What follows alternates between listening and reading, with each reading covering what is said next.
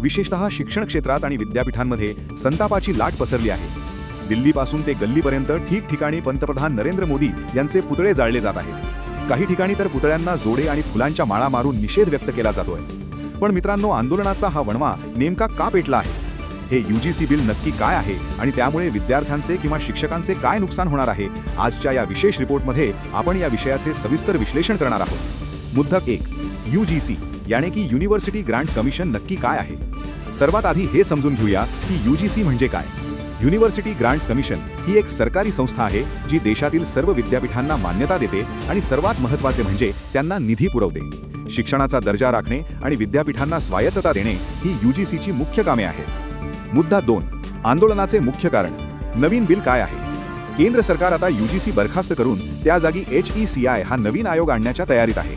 विरोधकांचे आणि विद्यार्थ्यांचे म्हणणे आहे की या नवीन बिलामुळे शिक्षणाचे बाजारीकरण आणि राजकीयीकरण होईल।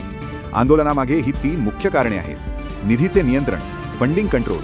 आतापर्यंत यूजीसी स्वतः विद्यापीठांना पैसे द्यायची, पण नवीन नियमानुसार निधीचे वाटप थेट केंद्र सरकारच्या हातात जाईल। यामुळे सरकारला न पटणाऱ्या विद्यापीठांचा निधी थांबवला जाऊ शकतो असा आरोप होतोय। स्वायत्ततेवर घाला।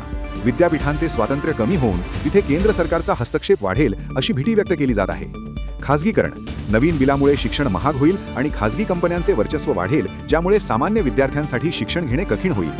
मुद्दा 4, पुतळे का जाळले जात आहेत? जेव्हा जनतेला वाटते की त्यांच्या हक्कांवर गदा येत आहे, तेव्हा आंदोलने तीव्र होतात। सध्याच्या या आंदोलनांमध्ये विद्यार्थी संघटनांचे म्हणणे आहे की सरकार शिक्षण क्षेत्राला कॉर्पोरेट कंपन्यांच्या घशात घालण्याचा प्रयत्न करत आहे।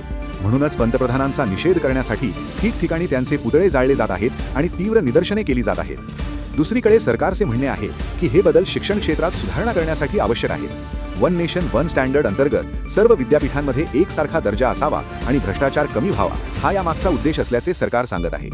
तर मित्रांनो, एकीकडे सरकार याला सुधारणा म्हणत आहे, तर दुसरीकडे विद्यार्थी आणि शिक्षक याला शिक्षणाचा अंत मानत आहेत। या यूजीसी बिलामुळे खरोखर प्रगती होणार की सामान्य विद्यार्थ्यांचे नुकसान, हे येणारा काळच ठरवेल। तुम्हाला काय वाटते?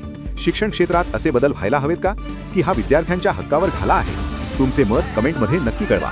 अशाच निर्भीड आणि सविस्तर बातम्यांसाठी BK न्यूजला आत्ताच सबस्क्राईब करा। धन्यवाद। जय महाराष्ट्र।